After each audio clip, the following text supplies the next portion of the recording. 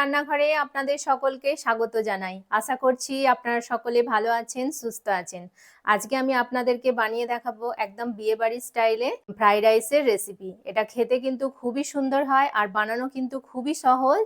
যে বিয়েবাড়ির বলে মানে অনেক কিছু দিতে হয় আর সেরকম কিছু না, বাড়িতে যেসব উপকরণ থাকে সেইগুলো দিয়েই আপনারা খুব সহজেই এই ফ্রাইড রাইসটা বানিয়ে ফেলতে পারবেন। তাহলে চলুন ঝটপট শুরু করে দিই আজকের রেসিপি, বিয়েবাড়ির স্টাইলে ফ্রাইড রাইস। বন্ধুরা, ফ্রাইড রাইস বানানোর জন্য দেখুন আমি এখানে দেরাদুন রাইস নিয়েছি 1 কেজি। আপনারা যে পরিমাণে বানাবেন সেই অনুযায়ী চালটা নিয়ে নেবেন। দেখুন একদম খুব সুন্দর এই চালটা। তো এবার আমি চালটাকে জল দিয়ে ভালো করে ধুয়ে নেব প্রথমে। বন্ধুরা, আমি জল দিয়ে দিচ্ছি। তো জল দিয়ে কিন্তু খুব ভালো করে ধুতে হবে, কিন্তু খুব একদম চেপে চেপে এইভাবে দোলে দোলে কিন্তু চালটা করলে হবে না, ধুলে হবে না। আলতো হাতে দেখুন আমি কত আলতো হাতে ধুচ্ছি, ঠিক আলতো হাতে এইভাবে কিন্তু একটু ধুয়ে নিতে হবে। নাহলে কিন্তু বেশি যদি আপনারা কষ্টে কষ্টে চালটাকে ধোন তাহলে কিন্তু চালটা ভেঙে যাবে। সেই জন্য হালকা হাতে চালটাকে 2-3 বার জল পাল্টে পাল্টে আমি এইভাবে ধুয়ে নেব। বন্ধুরা, আমি চালটা 3 বার জল পাল্টে ভালো করে ধুয়ে নিয়েছি দেখছেন। আর কিন্তু জলটার মধ্যে সাদা ভাব পরিমাণে একটু জল দিয়ে দিয়েছি। দিয়ে এটাকে কমসে কম 40 মিনিট অন্তত এটাকে ভিজিয়ে রাখবো আমি। তো 40 মিনিট পর আমি ফিরে আসবো। বন্ধুরা, 40 মিনিট হয়ে গেছে। তো চালটা ভালোভাবে ভিজে গেছে, দেখুন কত সুন্দর চালটা একদম ভালোভাবে ভিজে ফুলে গেছে।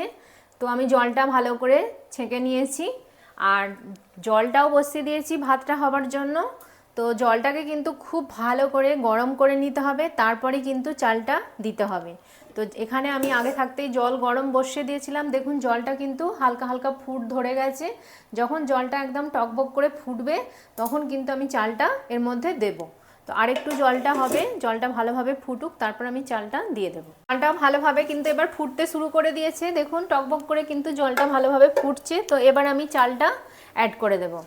দেখুন চালটা দিয়ে দিচ্ছি। এবার চালটা আমি সব দিয়ে দিয়েছি। দিয়ে এবার আমি একটা চামচ দিয়ে ভালো করে কিন্তু চালটাকে একটু মিশিয়ে দেবো জলের সাথে। খুব আলতো হাতে দিতে হবে কারণ চালটা এখন একদমই নরম আছে। তো এবার আমি টকবক করে একদম ফোটাবো, এটাকে ফুটিয়ে ভাতটা 90% মতো রেডি করব।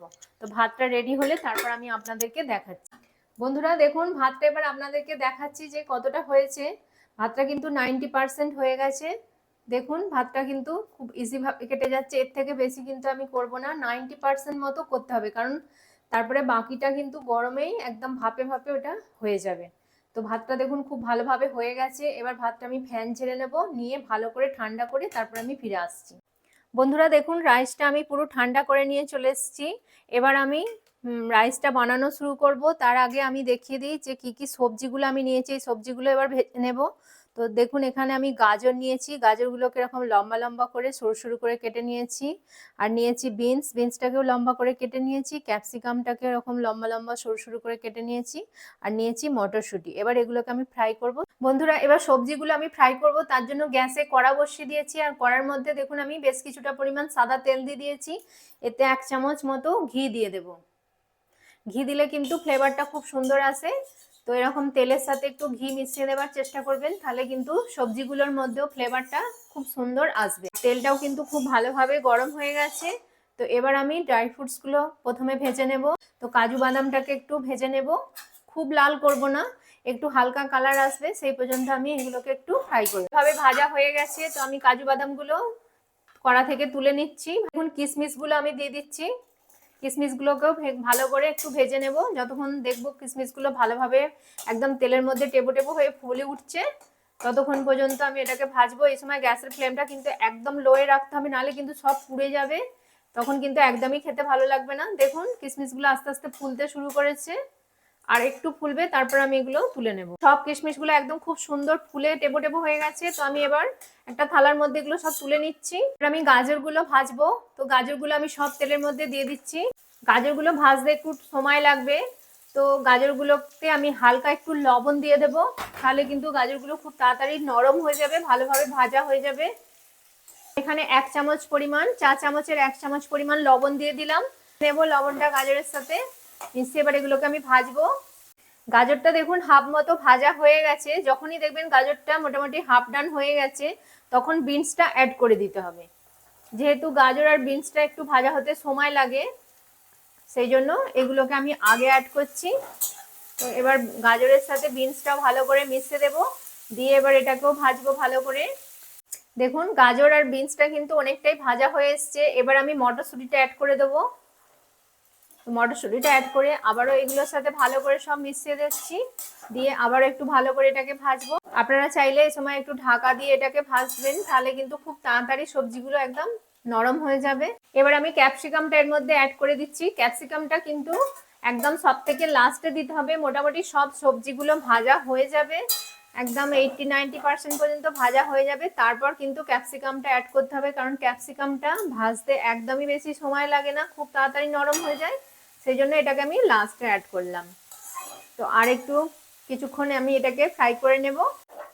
দেখুন সব সবজিগুলো কিন্তু আমার খুব সুন্দর করে ভাজা হয়ে গেছে।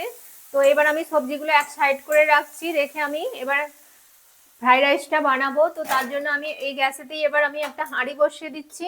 আপনারা চাইলে কোনো বড় কড়ার মধ্যেও করতে পারেন।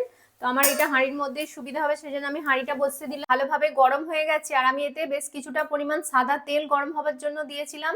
তেলটাকে চতুর্দিকে ভালো করে কিন্তু স্প্রেড করে নিতে হবে, হাঁড়ির গায়ে ভালো করে তেলটা লাগিয়ে নিচ্ছি। এবার এতে আমি 1 চামচ ঘি দিয়ে দেব। আপনারা চাইলে এটা শুধু ঘি দিয়েও করতে পারেন। তো ঘিটা দিয়ে দিলাম, দিয়ে ভালো করে ঘিটাকে একটু মেল্ট করে নেব। দেখুন ঘিটা আস্তে আস্তে মেল্ট হয়ে যাচ্ছে, খুব সুন্দরভাবে মেল্ট হয়ে গেছে। আমি এবার ফোড়নের জন্য দেখুন এখানে আমি 3টে তেজপাতা নিয়েছি, দিয়ে দিলাম। আর কয়েকটা গোটা মশলা নিয়েছি, এখানে 4-5টা এলাচকে থেতো করে নিয়েছি, কয়েকটা দারচিনির টুকরো আর 4টে লবঙ্গ নিয়েছি, এগুলোকে সব দিয়ে দিচ্ছি। দিয়ে এবার ভালো করে একটু এটাকে কয়েক সেকেন্ড একটু ভেজে নেব ঘিয়ের সাথে, তাহলে কিন্তু ফ্লেভারটা খুব সুন্দর আসবে। দেখুন ফোড়নটা কিন্তু খুব সুন্দর ভাজা হয়ে গেছে, আর খুব সুন্দর একটা গন্ধ বেরিয়েছে। এবার আমি রাইসটা দিয়ে দিচ্ছি। ফ্লেমটা কিন্তু লক্ষ্য রাখতে হবে, এই সময় কিন্তু একদমই লো রাখতে হবে, নাহলে কিন্তু পুড়ে যাবে।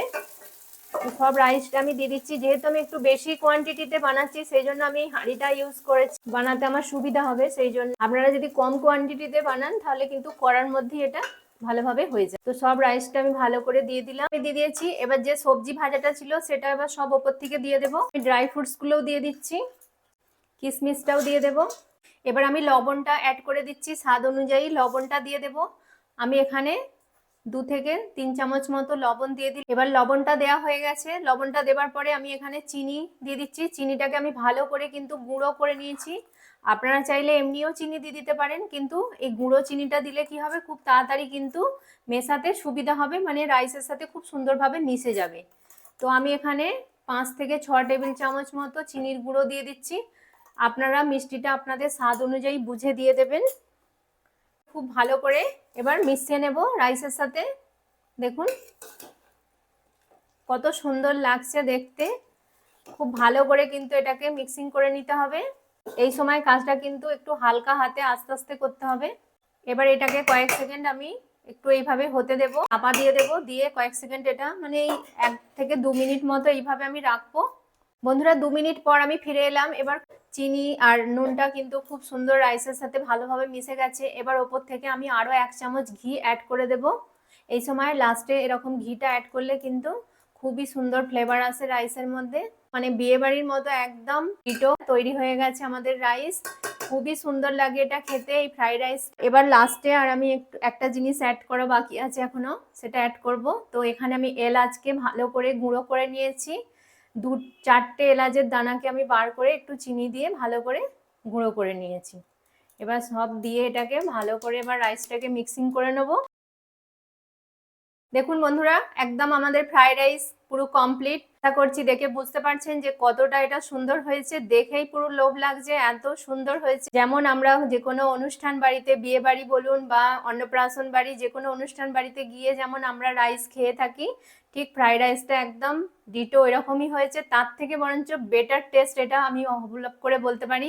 আমি যেরকম ভাবে বানিয়েছি আপনারাও এইভাবে বানান, দেখবেন একদম আপনাদের রাইস কিন্তু ঝরঝরে হবে, খিলা খিলা কত সুন্দর হয়েছে দেখছেন, একটা রাইসও কিন্তু ভেঙে যায়নি। তো এবার এটাকে আমি প্লেটে সার্ভ করে আপনাদেরকে দেখাচ্ছি। দেখলেন তো কত সহজে আমি বানিয়ে ফেললাম একদম অনুষ্ঠান বাড়ির মতো ফ্রাইড রাইসের রেসিপি। এটা বানানো কত সহজ, ঘরে যেসব উপকরণ থাকে সেগুলো দিয়েই কিন্তু আপনারা খুব সহজেই বানিয়ে ফেলতে পারেন এই ফ্রাইড রাইস। আশা করছি আমার এই রেসিপিটি আপনাদের ভালো লেগেছে। আশা করব আপনারাও একবার এইভাবে বাড়িতে বানাবেন আর বানিয়ে ট্রাই করে খেয়ে বলবেন আপনাদের কেমন লেগেছে এই ফ্রাইড রাইসের রেসিপিটি। আশা করছি ভীষণই ভালো লাগবে, কারণ এটা খেতে কিন্তু খুবই ভালো হয়। যদি আমার এই রেসিপিটি আপনাদের ভালো লেগে থাকে তাহলে লাইক করবেন, কমেন্ট করবেন আর তনুশ্রী রান্নাঘর চ্যানেলটিকে অবশ্যই সাবস্ক্রাইব করে দেবেন। পাশে থাকা বেল আইকনটি প্রেস করে দেবেন যাতে সহজেই আমার নতুন নতুন রান্নার ভিডিওর নোটিফিকেশন আপনারা খুব সহজেই পেয়ে যান। আর আপনার বন্ধু বান্ধবদের মধ্যে প্লিজ এটি শেয়ার করে দেবেন। ততক্ষণ আপনারা ভালো থাকবেন, সুস্থ থাকবেন। আপনাদের সাথে দেখা হবে আবার একটি নতুন রান্নার ভিডিওতে। নমস্কার, টাটা।